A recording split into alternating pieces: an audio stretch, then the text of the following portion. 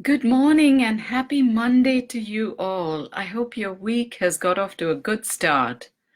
Today, I wanted to share an article from the Chicago Tribune, which appeared yesterday actually. And this article is called Grief in the Social Media Age, written by a Tribune reporter called Kate Thayer, whose husband passed away in 2014. And this article focuses on some of the new Facebook changes that are coming up that could help those dealing with loss. So she opens the article by saying, "Happy birthday, Mike, big day 35." This was a message that was posted on her husband Mike's Facebook page um, by a friend. And she says, normally it would have made me um, laugh or feel a sense of happiness. But when I read it, it made me cry because Mike had died at age 32, which was 2.5 years prior to when this message appeared on Facebook. Well, she goes on to say that someone who didn't get the memo about his passing away posted this message.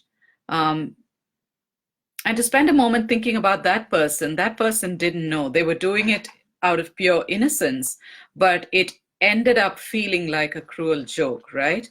And then she goes on to say that she has a love-hate relationship with Facebook and all social media. It's a useful tool as a journalist. It provides a peek into the lives of faraway friends I don't see often. It's a platform to share a proud moment about my kids. It's something to look at on a train, but Facebook can be cruel, especially as I navigate grief. And how many of you can relate to that?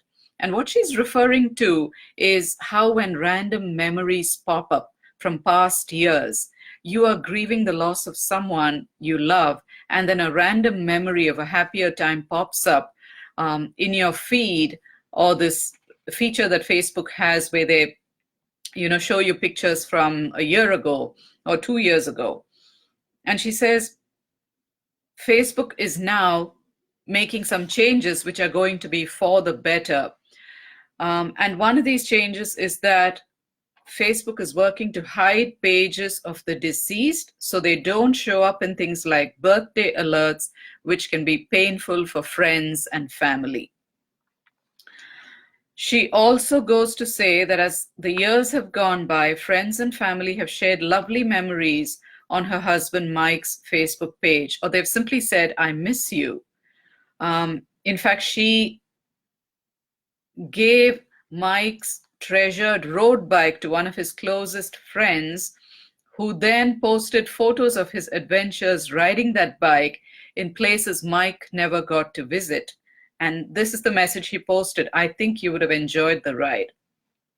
So Facebook can be a really beautiful resource. This is not about making it all bad, but sometimes the reminders can be really painful, right? She says, as the 5-year anniversary of Mike's death approaches, she's lost count of the number of times she's opened her Facebook app to see a memory from easier times. In her own words, "When I'm busy at work, particularly stressed about something, or just having a bad day, that's not the best time to study my wedding photo." And then she makes a really important point. This is a point I have talked about in some of my earlier videos, which is that people prefer to write something on Facebook or to share a memory, but that doesn't take the place of actual interaction. This is a question that came to me from a client of mine. She said, "Why do people prefer to just post a random comment on Facebook, but not respond when I say, 'Can we go get a coffee?' Why is it so hard for people to be with those who are grieving?" And that's the point she makes when she says, people reach out to share a memory or say something nice on Facebook, but that cannot take the place of actual live interaction. And then she goes on to say that while life goes on for me too, and I work hard to give a full, happy life to my girls, her husband Mike died when the twin girls were 11 months old. In some ways, there is no moving on for those of us at the epicenter of the loss. There is before and there is after. We move forward, but often look back. So she's actually lauding this new feature that Facebook is rolling out, which is a tributes feature that allows friends to post memories or messages about the deceased, while the timeline of their page remains frozen in time, a snapshot into the life they left behind. And she says this particular initiative by Sheryl Sandberg, whose husband Dave Goldberg died in 2015, is going to help those who are grieving click on the tab to read these more triggering messages when they want to, when they're ready. So it's really the best of both worlds. We have the memories and photos to look back on, but we also have the added control to view the more painful ones on our own terms.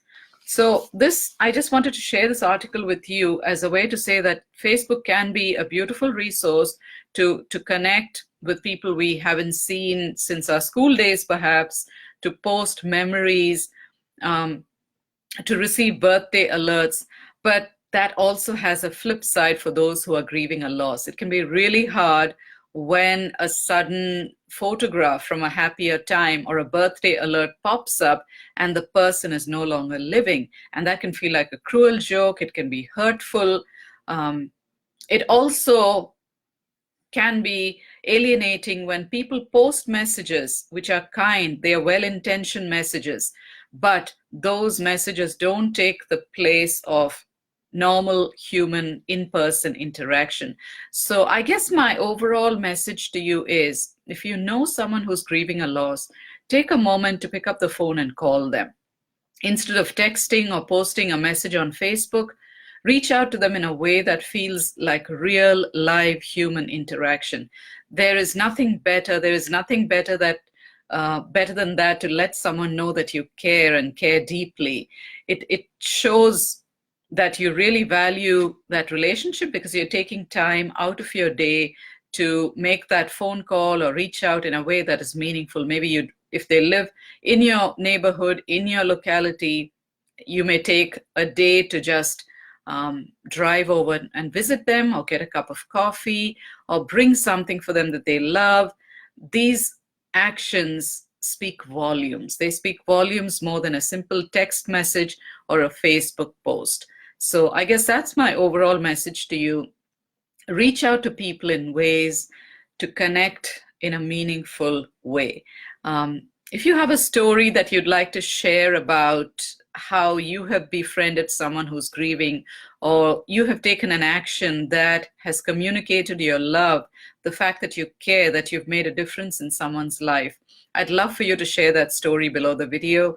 Let's inspire each other. Let's share how we can help those who are grieving a loss. Let's make their day today a little bit lighter for the load that they're carrying. So that's my Monday message to you. It's been lovely sharing this message with you, and I will be back later this week. Bye now.